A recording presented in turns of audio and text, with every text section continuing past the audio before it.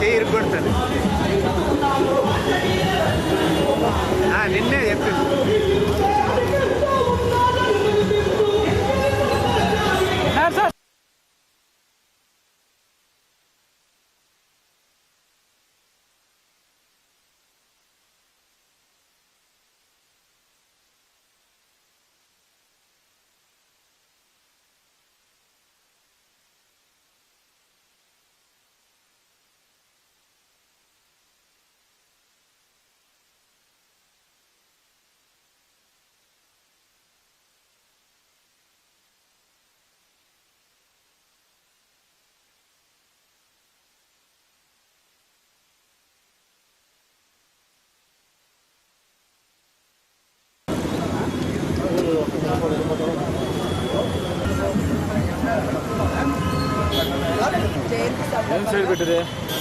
విగ్రహానికి పూలమాల వేసి ధరణివాళ్ళు అర్పించడం జరిగింది.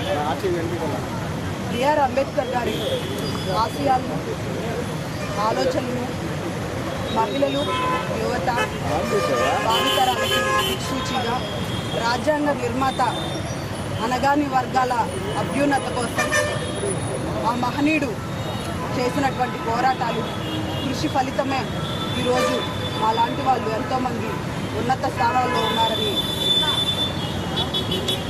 ఆ మహనీయుడు అడుగుజాడల్లో నడుస్తూ ఆసియా సాధనకు కృషి చేస్తామని తెలియజేసుకుంటూ మరొకసారి అంబేద్కర్ గారి జయంతి సందర్భంగా వారికి ఘననివాళులు అర్పిస్తూ ఈరోజు డాక్టర్ బాబాసాహెబ్ బిఆర్ అంబేద్కర్ జన్మదిన కార్యక్రమంగా జిల్లా లెవెల్ ప్రోగ్రాం కూడా ఈరోజు నడిచిపోతున్నాము. నేను ఒకటే జిల్లా ప్రజలందరికీ చెప్పడం ఏంటంటే, గవర్నమెంట్ సూచనల మేరకు అదేవిధంగా ఆయన లాస్ట్ ఒక 75 సంవత్సరంలో మనకు చూపించిన ఒక దారి ఉంది. అంటే సోషల్ జస్టిస్, ఎడ్యుకేషన్, అదేవిధంగా ఖచ్చితంగా పోరాటం చేసుకొని ఎక్కడైతే పేద ప్రజలు ఉన్నారో, ఎస్సీ ఎస్టీ ప్రజలు ఉన్నారో అందరికీ కూడా ఏ విధంగా సోషల్ జస్టిస్ ఇవ్వచ్చు అని చెప్పి ఆ ఒక దారి ఆయన చూపించడం జరిగింది. దాంట్లో జిల్లా యంత్రాంగాన్ని ఖచ్చితంగా ముందుకు తీసుకెళ్తామని మీ అందరికీ ఈరోజు తెలియజేస్తున్నాం. Thank you. నిర్మాత ఆయన కులమత ద్వేషాలు లేకుండా అందరూ సమానంగా ఉండాలనే దానికోసం ఒక రాజ్యాంగాన్ని నిర్మించిన ఆయన గొప్ప నాయకుడు, రాజకీయ నాయకుడు కూడా. అసమానతలు తొలగిపోవాలని చెప్పి జీవితకాలం పోరాడాడు.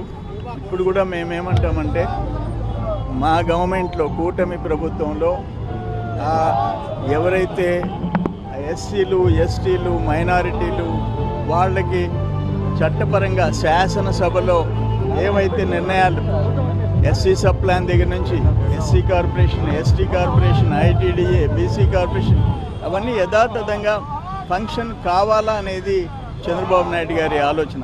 మా గవర్నమెంట్ రాగానే ఆ కార్యక్రమాలన్నీ మళ్ళీ రివైవ్ చేస్తున్నాం. Last 5 years even SC sub plan కూడా అమలు చేసే పరిస్థితి లేదు. ఈరోజు వాటన్నిటినీ ట్రాక్లో పెట్టాం.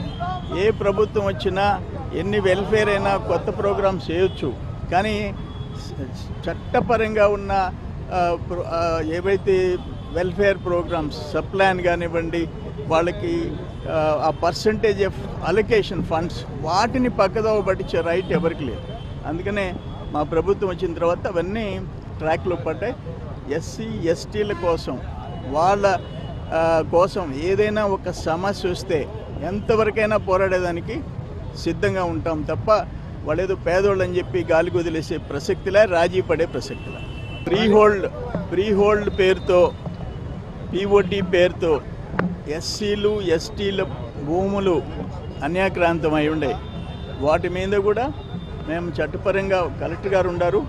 ఎక్కడ పేదోళ్ళకి తెలియకుండా, చట్టాలు తెలియకుండా ఏలుముద్రలు సంతకాలు తీసుకొని కూటినీళ్ళకి పొలాలు తీసుకున్నారో వాటన్నిటి విషయంలో కూడా రాజీ పడే ప్రసక్తి.